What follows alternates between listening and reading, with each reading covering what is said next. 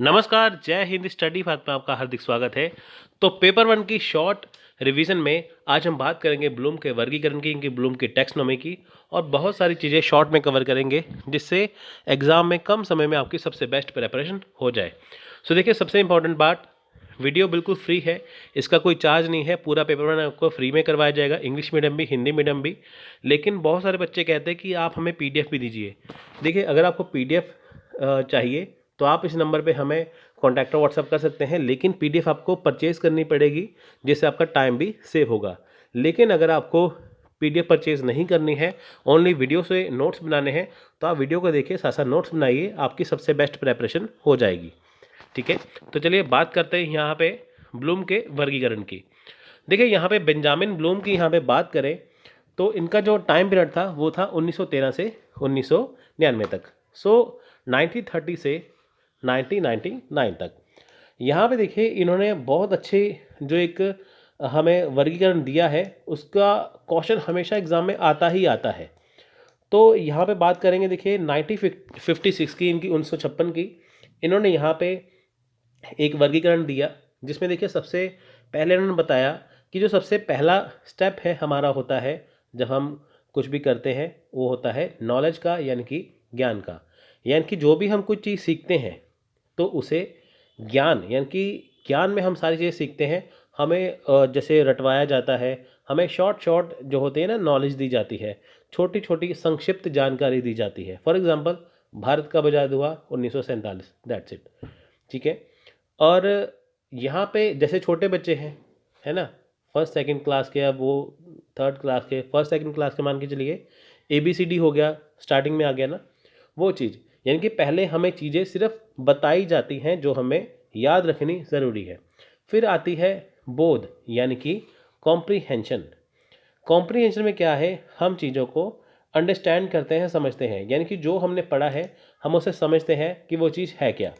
ठीक है, पहले ज्ञान में हमने क्या था, नॉलेज में हमने चीज़ को सिर्फ देखा, उसे समझा नहीं, सिर्फ याद रखा। कॉम्प्रीहेंशन बोध में हमने उसे क्या किया, समझा। उसके बाद देखिए अनुप्रयोग, यानी कि एप्लीकेशन, यानी कि अप्लाई करके देखना। फॉर एग्जांपल, आप UGC नेट की तैयारी करते हैं तो उसके बाद फिर आप अप्लाई करके देखते हैं ना। मान लीजिए आपने टीचिंग एप्टीट्यूड कर लिया है, पेपर वन कर लिया, उसके बाद आप क्या करेंगे, उसके क्वेश्चन लगा के देखेंगे, अप्लाई करके देखेंगे। अगर वो क्वेश्चन लगते हैं तो ठीक है, नहीं लगते हैं तो भी ठीक है। तो आपको पता चल जाएगा ना कि आपकी तैयारी किस लेवल की होने वाली है, वो बात। फिर उसका है, देखिए नेक्स्ट है एनालिसिस। उसको एनालिसिस करके देखना। एनालिसिस में क्या होता है, जब भी एनालिसिस किया जाता है, चीज़ों को क्या करते हैं, आपस में तोड़ देते हैं। यानी कि हर एक चीज़ को बारीकी से समझना, यानी कि उसका विश्लेषण करना। पहले देखिए हमने ज्ञान में सिर्फ सीखा, फिर समझा, फिर अनुप्रयोग या उसको अप्लाई किया, फिर एनालाइज किया कि जो चीज़ हम पढ़ रहे हैं वो सही है, गलत है, वो क्या है। उसके बाद देखिए सिंथेसिस, यानी कि संश्लेषण किया। इसमें क्या किया जाता है कि जो चीज़ हमें पढ़ाई जाती है, हम देखते हैं कि इसमें क्या गलत है, क्या सही है, उसे फिर आपस में जोड़ा जाता है। अगर कोई चीज़ टफ है तो उसको आसान बनाया जाता है। उसके बाद देखिए एंड में यहाँ पे था मूल्यांकन, यानी कि एवेल्युएशन। यानी कि जो अभी तक हमने यहाँ से यहाँ तक सीखा है, उसको सीखने के बाद हमारा मूल्यांकन क्या रहा, क्या वो चीज़ हमें समझ में आई, क्या नहीं। जैसे एक बच्चा जो चीज़ सीखता है उसके बाद जब वो एग्ज़ाम डालता है तो पता चल जाता है कि वो पास होगा या फेल होगा, तो वो एंड में पता चलेगा। लेकिन उसके बाद देखिए 1956 के बाद 2001 में इसे रिवाइज़ किया गया। ठीक है, रिवाइज़ किया गया, पुनः इसे फिर से बनाया गया। तो वो क्या चीज़ थी, अब देखिए जो चीज़ है वो तो वही चीज़ रहेगी, लेकिन इसमें थोड़ा सा चेंजेस यहाँ पे हुआ, सिर्फ शब्दों के अंदर। वो क्या चीज़ है, आप ये देखिए, पहले जो चीज़ थी नॉलेज की, वो यहाँ पे आ गई रिमेंबर, यानी कि याद। अब देखिए चीज़, इनका फंक्शन सेम है, लेकिन यहाँ पे नाम में फ़र्क आ गया। पहले नॉलेज नॉलेज थी, नॉलेज को क्या नाम दिया गया यहाँ पे, अब याद या रिमेंबर का नाम यहाँ पे दे दिया गया। बात वही है, लेकिन 2001 में क्या हुआ, नाम चेंज हो गया। उसके बाद देखिए कॉम्प्रीहेंशन का, पहले कॉम्प्रीहेंशन था, इसका नाम चेंज होकर यहाँ पे होगा समझना, यानी कि अंडरस्टैंड। देखिए यहाँ पे शब्दों का फ़र्क हुआ है, चीज़ें सेम है सारी। पहले कॉम्प्रीहेंशन था, नाम फिर आ गया समझना, यानी कि अंडरस्टैंड। और तीसरा यहाँ पे था अनुप्रयोग, यानी कि एप्लीकेशन। तो इसका यहाँ पे नाम आ गया अप्लाई, यानी कि लागू। एप्लीकेशन का हो गया अप्लाई। फिर था एनालिसिस, विश्लेषण, ठीक है, यहाँ पे भी है विश्लेषण, लेकिन इसे एनालाइज कर दिया गया, ANALYZE। इसके स्पेलिंग ये है, इसकी स्पेलिंग और है ANALYZE, इसके ये स्पेलिंग कर दिए गए। अब देखिए यहाँ पे मेन बात आती है, यहाँ पे ये 4 पॉइंट हो गए, लेकिन देखिए जो मूल्यांकन 1956 की थ्योरी में जो मूल्यांकन सबसे ऊपर था, सिंथेसिस सबसे नीचे था, है ना। मूल्यांकन सबसे ऊपर था, संश्लेषण नीचे था। अभी क्या किया, मूल्यांकन को 5वें स्टेप पे कर दिया और सृजन को या संश्लेषण को इन्होंने 6ठे स्टेप पे कर दिया। इनको आपस में चेंज कर दिया गया, बदल दिया गया। यहाँ पे ये बताया गया कि 4 स्टेप तक जो हम चीज़ें सीखते हैं वो ठीक है, लेकिन उसके बाद हमें मूल्यांकन करके देखना है कि हमने जो चीज़ पढ़ी है वो हमारे बेनिफिट के लिए है, हमारे लाभ के लिए है या नहीं। अगर वो नहीं है या लाभ के लिए है तो हम उसमें नई चीज़ को क्रिएट करें। फॉर एग्जांपल आपने एग्ज़ाम दे दिया, तैयारी की, एग्ज़ाम दे दिया, उसके बाद फिर आपने अपनी गलतियों को देखा कि कहाँ पे गलती है, तो आपने क्या किया, फिर इसको अच्छे से तैयार करना स्टार्ट कर दिया। लेकिन यहाँ पे क्या था, उल्टा, अपनी गलतियाँ पहले देखते थे, बाद में उसे मूल्यांकन करते थे। लेकिन यहाँ पे मूल्यांकन पहले किया जाता है, बाद में गलतियों को सुधार करके उसमें नई चीज़ें ऐड की जाती हैं।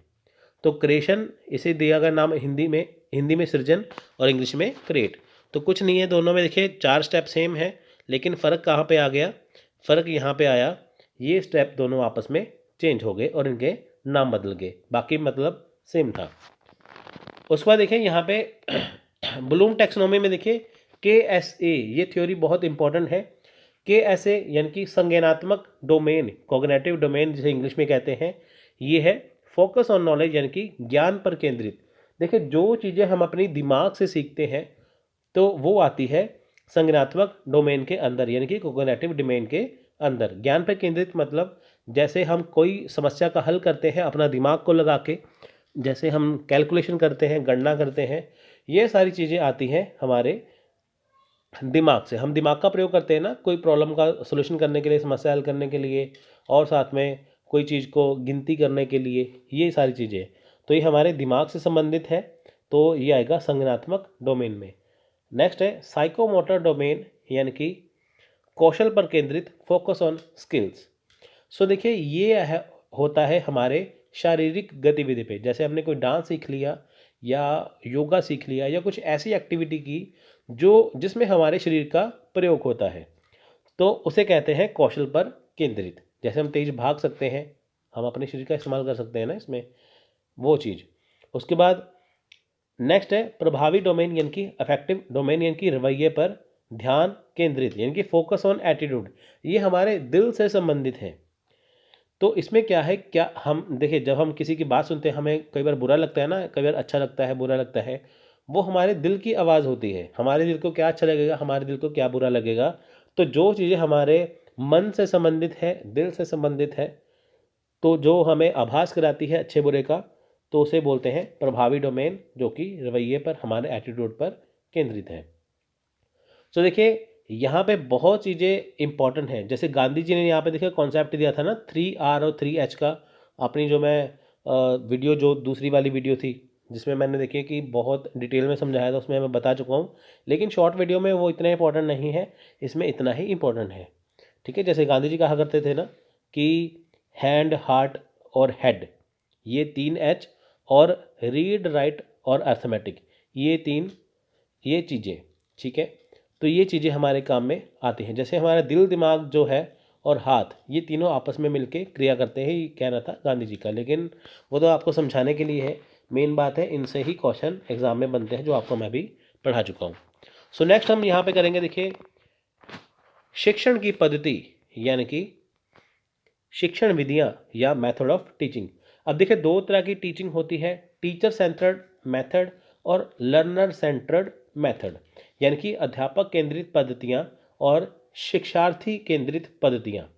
यहाँ पे देखिए 2 चीज़ें नोट करने वाली हैं कि ये दोनों जो पॉइंट हैं वो पॉइंट आपस में एक दूसरे से जुड़े हुए हैं। वो कैसे, देखिए जो टीचर सेंटर्ड मेथड है, यानी कि अध्यापक केंद्रित पद्धतियाँ हैं, इसमें टीचर अपनी मर्जी से, इनके अध्यापक अपनी मर्जी से बच्चों को पढ़ाते हैं।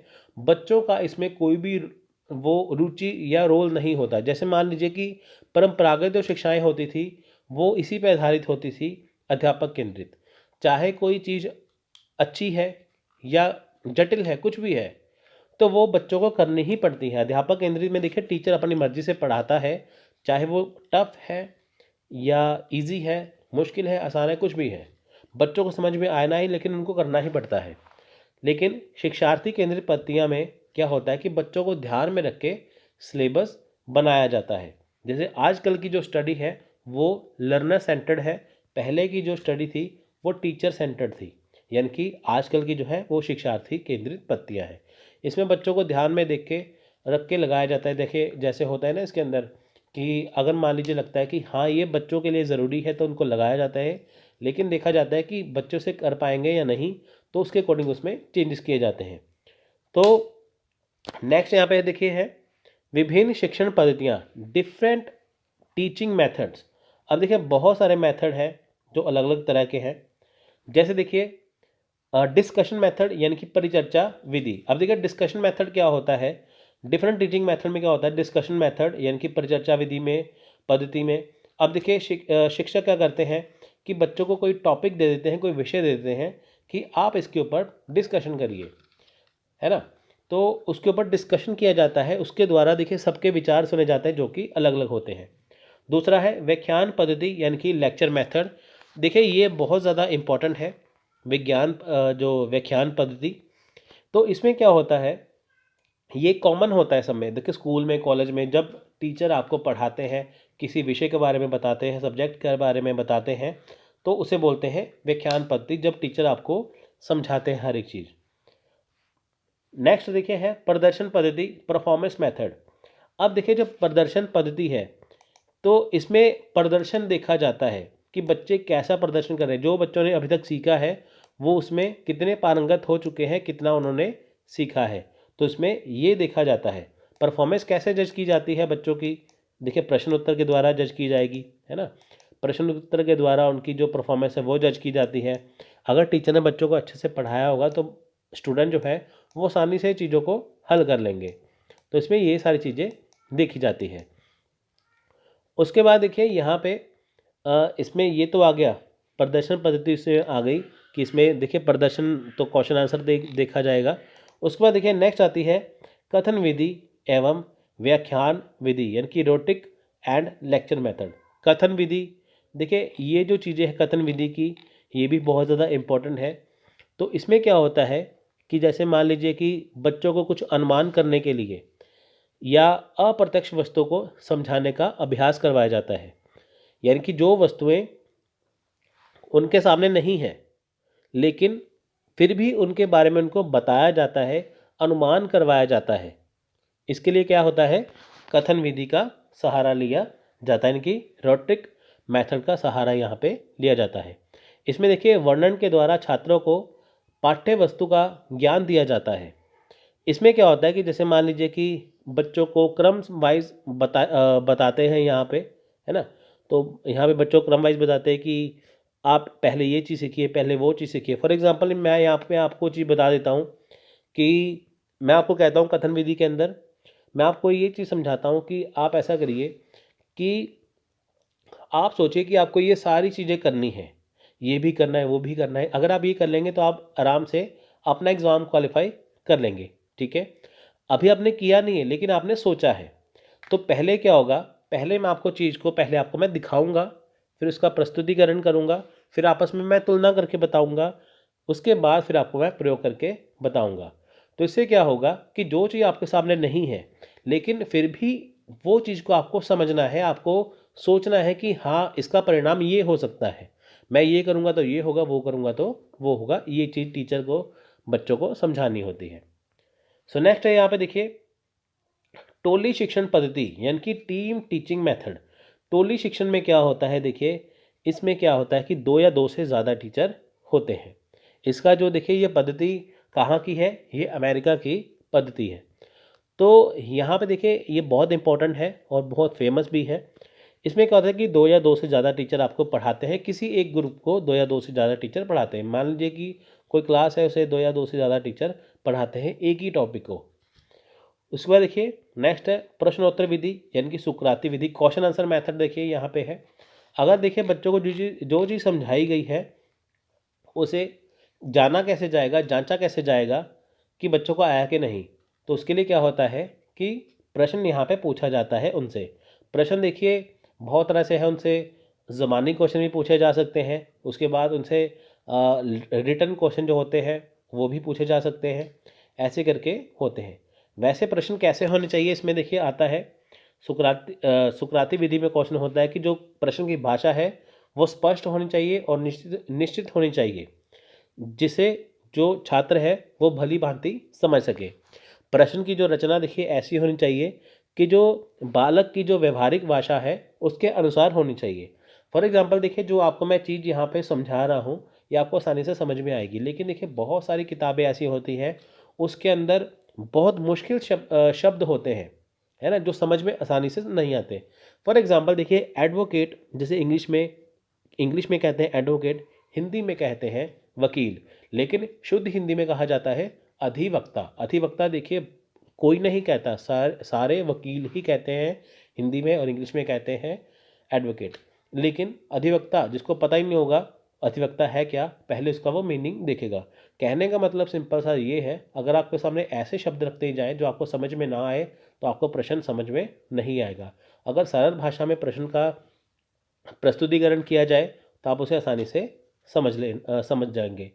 उसके बाद देखिए जो प्रश्नों का उद्देश्य है, वो जो प्रश्न है वो उद्देश्य के साथ संबंधित होने चाहिए। जैसे आपका जो यूजीसी नेट का एग्ज़ाम है, पेपर 1 का जो क्वेश्चन आएगा, पेपर 2 का आएगा, वो आपके सब्जेक्ट से ही आना चाहिए, अदर सब्जेक्ट से नहीं होना चाहिए।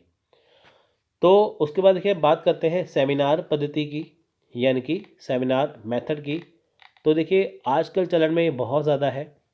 देखिए इसमें क्या होता है, इसमें बहुत सारे जो विद्यार्थी हैं वो इसमें भाग लेते हैं। इसमें क्या होता है कि विद्यार्थी बहुत सारे हैं, इसमें बहुत सारे शिक्षक भी होते हैं, बहुत सारे विद्यार्थी भी होते हैं। सेमिनार मेथड के अंदर इसमें बहुत बड़े लेवल पे बच्चों को समझाया जाता है। इस पत्ते के द्वारा क्या होता है देखिए कि बच्चों को ग्रुप्स में बांटा जाता है, उन्हें निर्देश दिए जाते हैं। अगर मान लीजिए कि इस पत्ते में मेन बात क्या होती है कि कोई समस्या है उसका बातचीत करके हल ढूंढने का प्रयास इसमें किया जाता है। तो इससे क्या होता है कि जैसे आपस में जो मान लीजिए कोई समस्या है अगर वहाँ पे रखती जाए तो जो लोग आपस में से डिस्कस करेंगे उसके बाद क्या होगा, उनके विचारों का आपस में आदान प्रदान होगा। ठीक है, इसमें क्या होगा, उनके विचारों का आदान प्रदान होगा, नए नए विचार उनको देखने को मिलेंगे। तो देखिए यहाँ पे ये चीज़ें बहुत ज़्यादा इम्पॉर्टेंट है। नेक्स्ट है प्रोजेक्ट विधि, प्रोजेक्ट मेथड। तो इसके अंदर क्या है, प्रोजेक्ट मेथड के अंदर कि कोई प्रोजेक्ट दे दिया जाता है छात्रों को टीचर के द्वारा। तो इसमें प्रोजेक्ट के लिए उनको कोई विषय दे दिया जाता है या कोई समस्या ली जाती है जिसका हल ढूंढने के लिए स्टूडेंट को या छात्रों को कहा जाता है, जिसके जरिए एक योजनाबद्ध तरीके से वो इन चीज़ों को हल करते हैं। तो होता है प्रोजेक्ट होता है ना कि उनको एक टॉपिक दे दिया, इसके ऊपर प्रोजेक्ट बना के लेके आइए, तो वो स्टूडेंट उनको बना के लेके आते हैं। नेक्स्ट है करके सीखना है कि लर्निंग बाय डूइंग। अब देखिए यहाँ पे क्या है कि जब से बाल मनोविज्ञान के विकास ने यह सिद्ध किया है कि जो शिक्षा का केंद्र ना तो विषय है ना अध्यापक, तो इससे ये बहुत ज़्यादा इसके ऊपर इसको महत्व दिया जाने लगा है। अब देखिए करके सीखने का क्या मतलब है, जब देखिए आपने यूजीसी नेट की तैयारी स्टार्ट की, अगर आप एग्ज़ाम देंगे नहीं तो आपको कैसा पता चलेगा कि आप एग्ज़ाम क्वालिफाई कर सकते हैं या नहीं, है ना। तो इसके लिए क्या है, आपको वो करके देखना पड़ेगा ना एक बार कि हाँ आप इस लेवल के हैं कि नहीं। आप टेस्ट दे के देखेंगे तो तभी आपको पता चलेगा ना। तो देखिए महात्मा गांधी जी ने भी इसी सिद्धांत के आधार पर बेसिक शिक्षा को एक जन्म दिया था। तो इसमें बहुत सारी चीज़ें हैं, जैसे शोध विधि भी आ जाती है और योजना विधि, डाल्टन प्रणाली वगैरह, वो चीज़ें इसके अंदर गत आती हैं। सो नेक्स्ट देखिए है शोध विधि यानी कि रिसर्च मेथड। अब देखिए शोध विधि में क्या होता है कि जब भी कोई चीज़ अधूरी रह जाती है या जो चीज़ है उसको नए तरीके से करना होता है या जो चीज़ें छिपी रह जाती हैं उसके लिए शोध विधि अपनाई जाती है। तो मान लीजिए कि किसी बुक में कोई टॉपिक है, किसी किताब में कोई विषय होता है लेकिन वो अधूरा है, उसके लिए क्या होता है, उसको खोजा जाता है कि ताकि उसे और अच्छा बनाया जा सके। या उसमें से जो चीज़ें आउटडेटेड हो चुकी हैं उसे हटा दिया जाता है और उसकी जगह नई चीज़ें लेके आते हैं। सो यहाँ पे थी आपकी शिक्षण पत्तियाँ। अब देखिए यहाँ पे ये चीज़ बहुत इंपॉर्टेंट है, ये वाली। अब देखिए यहाँ पे शिक्षण विधि के प्रतिपादक हैं, यानी कि टीचिंग मेथड के एक्सपोनेंट्स, जो बहुत ज़्यादा इंपॉर्टेंट है। डायरेक्ट एग्जाम में क्वेश्चन इनका आता है। देखिए यहाँ पे मॉन्टेसरी विधि है, यानी कि इसके प्रतिपादक एक्सपोनेंट कौन है, इन्होंने बनाई है मारिया मॉन्टेसरी ने। देखिए मॉन्टेसरी, ये भी मॉन्टेसरी, नाम से ही आपको पता चल जाएगा। किंडरगार्टन जो विधि है ये फ्रोबेल ने बनाई है, इसके प्रतिपादक है फ्रोबेल। खेल विधि के प्रतिपादक है हेनरी कोल्डवेल कुक। डाल्टन विधि हेलन पाक्सहर्ट। पर्यटन विधि पेस्टोलॉजी। और खोज विधि आर्मस्ट्रॉन्ग। प्रश्नोत्तर विधि सुकरात विधि, सुकरात ने कराई थी, इसके प्रतिपादक है सुकरात। प्रोजेक्ट विधि इसके है विलियम हेनरी किलपैट्रिक। वैज्ञानिक विधि के हैं गुडवार स्केटस। समस्या समाधान विधि सुकरात। और सूक्ष्म शिक्षण विधि इसके है रॉबर्ट। मूल्यांकन विधि इसके है J.M. राइस। समस्या समाधान विधि सुकरात। इकाई उपागम H.C. मॉरिसन। और विनेटिका विधि ये है कार्ल्टन वॉशबर्न। डेक्रॉली शिक्षण विधि डेक्रॉली।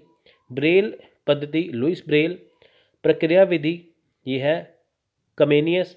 बेसिक शिक्षा पद्धति ये है महात्मा गांधी या आधारिक शिक्षा पद्धति।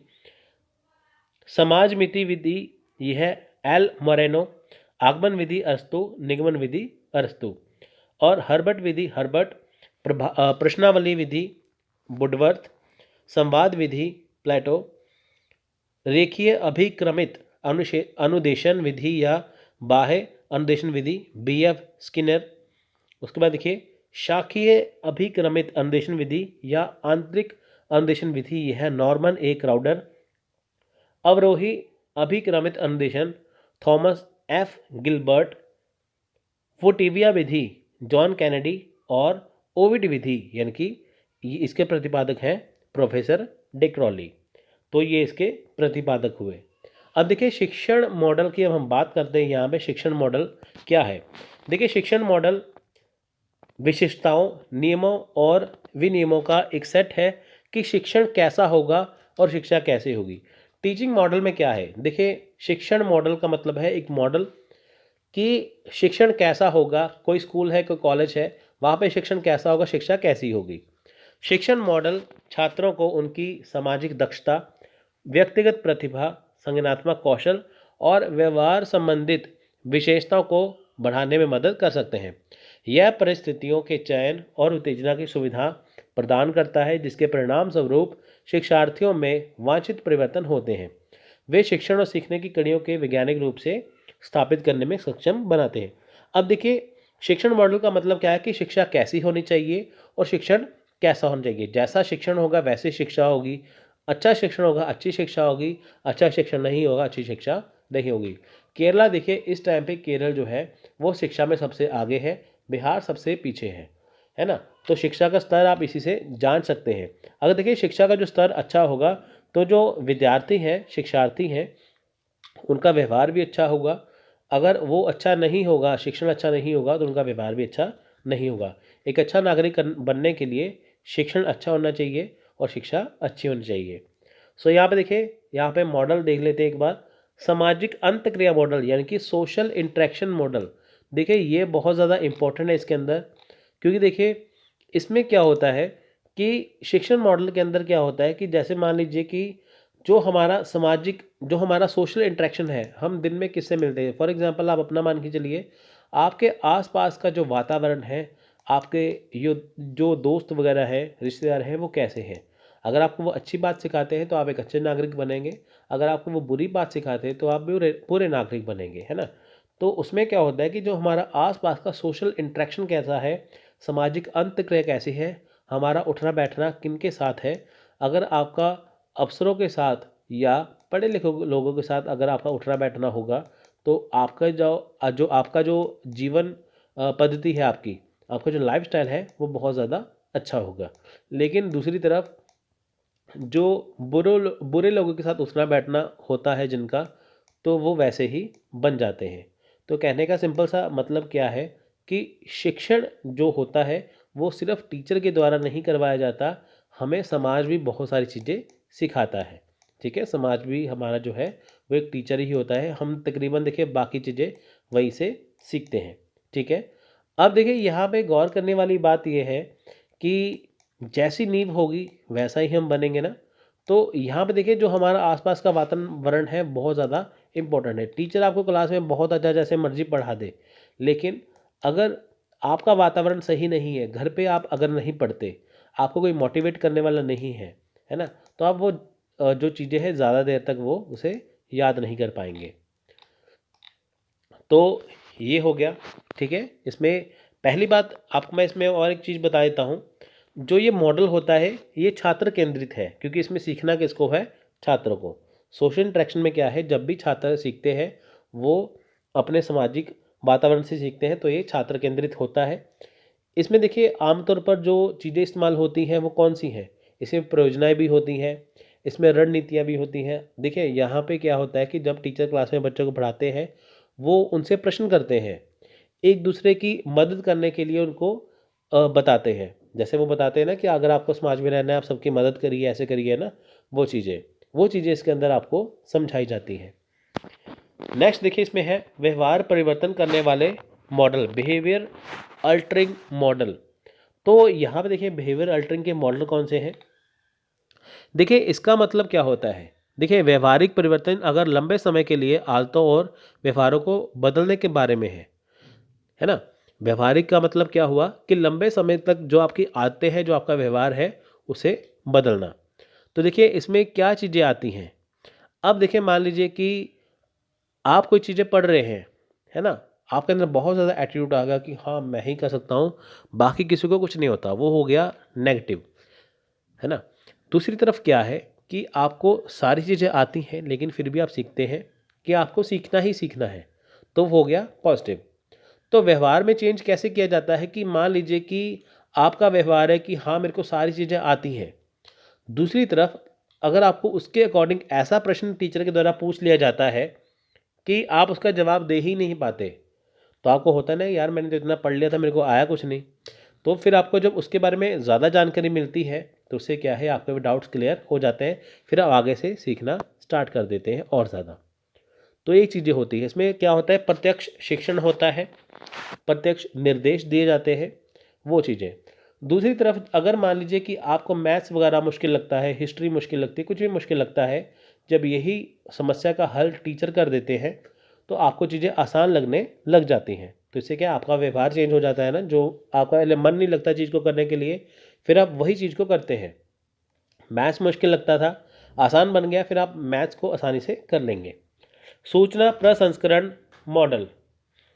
उसके बाद देखिए यहाँ पे इंफॉर्मेशन प्रोसेसिंग मॉडल्स की यहाँ पे बात करते हैं, जो इंग्लिश में कहते हैं सूचना प्रसंस्करण।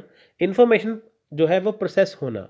अब देखिए जो टीचर है उनके पास इंफॉर्मेशन है, अध्यापक के पास, वो अपनी देखिए इंफॉर्मेशन को यानी कि सूचना को प्रोसेस कहाँ करेगा? स्टूडेंट्स के यानी कि छात्रों के अंदर। तो वो कैसे करेंगे?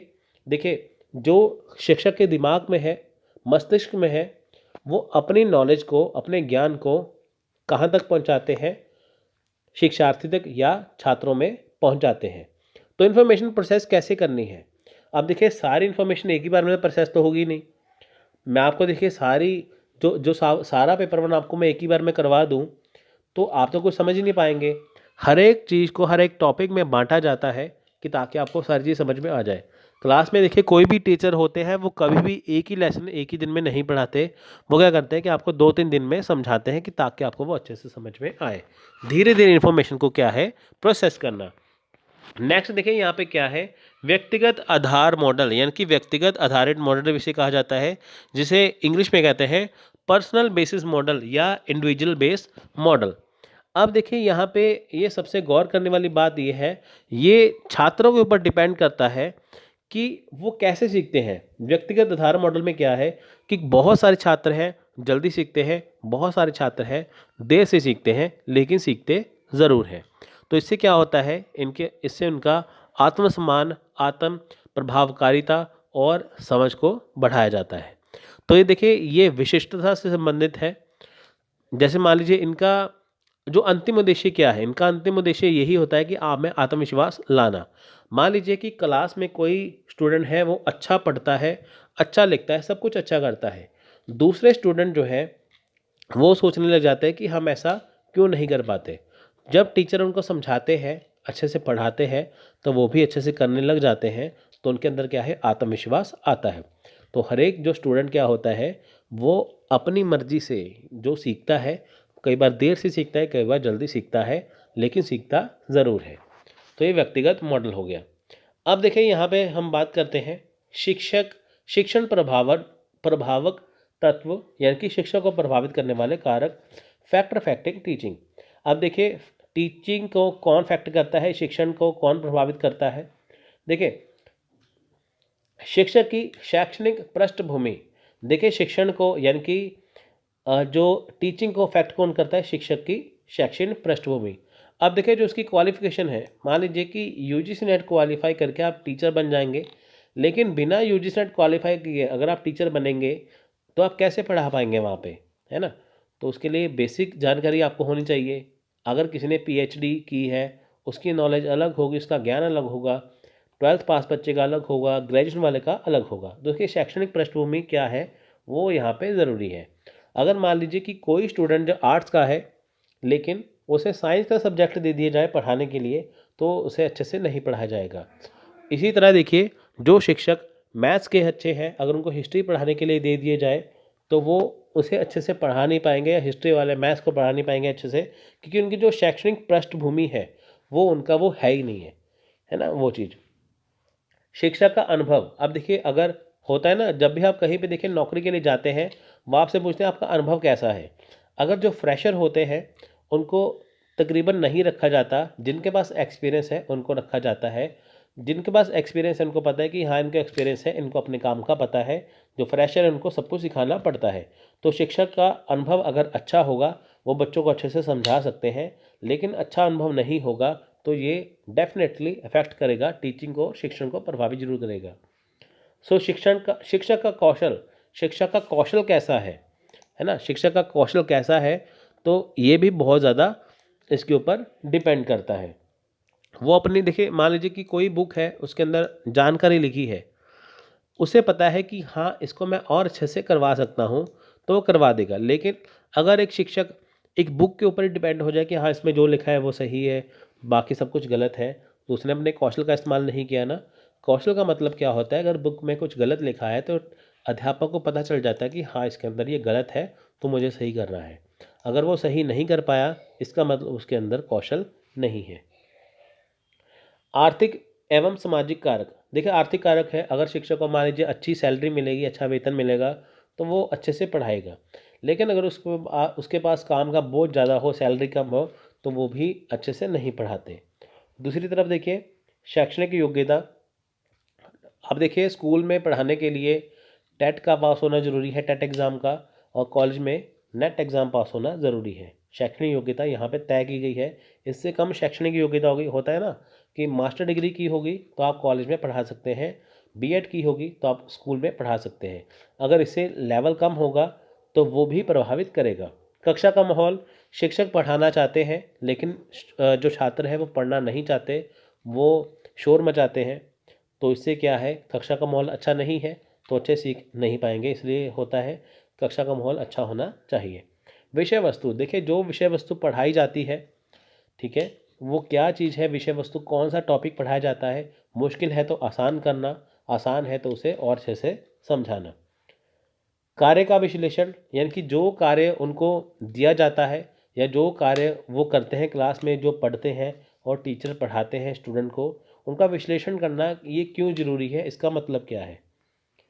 शिक्षण संसाधनों की प्रशासनिक नीति। अब देखिए इनकी प्रशासनिक नीति क्या है। अगर कोई शिक्षक कहीं किसी जगह पे पढ़ा रहे हैं, तो वहाँ का प्रशासन कैसा, इनकी नीतियाँ कैसी हैं, है ना। वहाँ पे क्लास में मान लीजिए ज़रूरत है, वहाँ पे प्रोजेक्टर की, अगर प्रोजेक्टर होता है तो अच्छी शिक्षण होगी। अगर मान लीजिए प्रोजेक्टर हो ही ना लेकिन ज़रूरत है, तो वहाँ पे शिक्षण ज़रूर प्रभावित होगा। नेक्स्ट है संस्थागत सुविधाएं। संस्थागत सुविधा में देखिए, एक स्कूल है उसमें क्लासरूम होता है, क्लासरूम के अंदर चौक होता है, ब्लैक बोर्ड होता है, सारी चीज़ें होती हैं। तो अगर ये सुविधाएं उपलब्ध हैं तो शिक्षण अच्छा होगा, नहीं है तो शिक्षण प्रभावित ज़रूर होगा। तो ये थे शिक्षण प्रभावक तत्व।